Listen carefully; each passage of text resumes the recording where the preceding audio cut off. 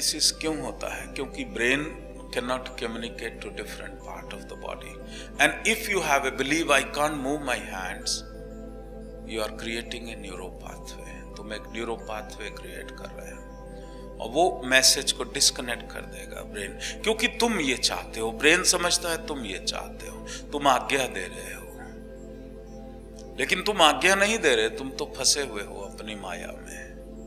जो तुम नहीं चाह रहे वही सोचते हो। अपना ध्यान करके देखना, तुम अपने कॉपी पे लिख के देखना कि 24 घंटे में जो तुम सोचते हो क्या वो चाहते हो, या तुम वही सोच रहे हो जो नहीं चाहते।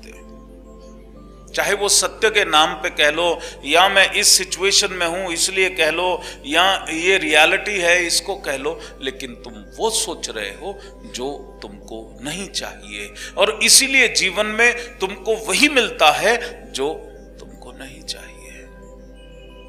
शिव योग के साधक हो,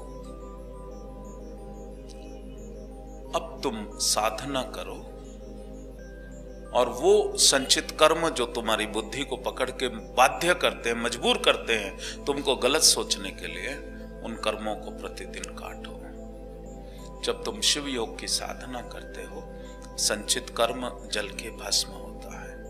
उसके बाद जो बाबा तुमसे कह के जा रहा है, सिर्फ वही फील करना, सिर्फ वही इमोशनली फील करना, वर्बली नहीं। वर्बल सब झूठा होता है। वर्बल तुम कुछ भी कह लो, भीतर जो इमोशंस हैं वो सत्य है। इमोशनली वही फील करना जो तुम चाहते हो, इमोशनली वही फील करना जो तुम क्रिएट करना चाहते हो। एक और वैज्ञानिक तुमको वो बात बताऊं। अब आप कहोगे कि मैंने बड़ी इच्छा करी थी, लेकिन इच्छा के साथ शक्ति कितनी थी? तुम्हारा जो ब्रेन है, human brain is the most powerful transmitter.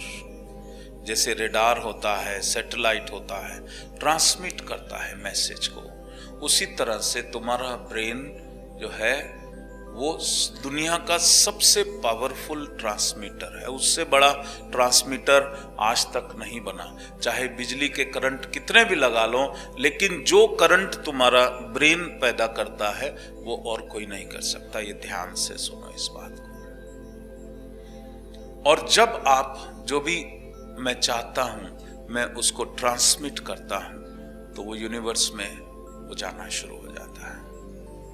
और यूनिवर्स में जाने के बाद, once it is connected to the universal intelligence, वो शिवा कॉन्शियसनेस में जैसे ही मेरा विचार प्रवेश करता है, तत्क्षण वो फलीभूत होता है और मेरे जीवन में वो घटना घटित हो जाती है।